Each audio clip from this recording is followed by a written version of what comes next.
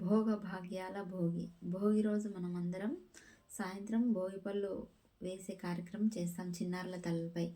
ఆ భోగి పళ్ళతో పాటు భోగి పళ్ళు అంటే రేగిపళ్ళే, నథింగ్ బట్ రేగిపళ్ళే. ఆ రేగిపళ్ళు అంటే శ్రీ మహావిష్ణువుకి చాలా ప్రీతిపాత్రకరం.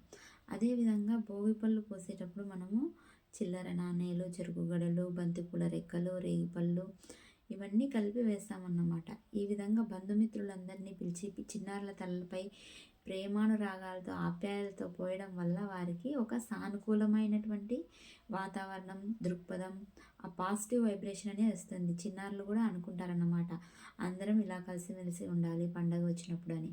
అంతేకాకుండా వారికి చిన్నారులకు ఉండేటువంటి దృష్టిలోపం కూడా అంటే చెడు దృష్టి ప్రభావం అనేది చాలా తగ్గుతుందన్నమాట.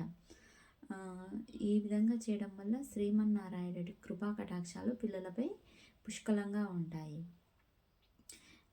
అంతేకాకుండా సైన్స్ పరంగా చూస్తే రేగిపళ్ళలో సి విటమిన్ ఉంటుంది. అది తినడం వల్ల ఈ వాతావరణానికి, ఈ పండగ టైంలో వచ్చేటువంటి ఆరోగ్యకరమైన ఇబ్బందులను ఎదుర్కోవడానికి చాలా ఉపయోగపడుతుంది. కాబట్టి ప్రతి ఒక్కరూ చిన్నపిల్లలకి పండగ రోజు భోగి పళ్ళను పోయడం వల్ల వాళ్ళు మంచి పాజిటివ్ వైబ్రేషన్ ప్లస్ సైన్స్ పరంగా చాలా లాభాలు ఉంటాయన్నమాట. అదేవిధంగా భోగి పండుగ రోజు పిల్లలకు హారతిచ్చి దిష్టి తీసి ఆశీస్సులు అందిస్తారు.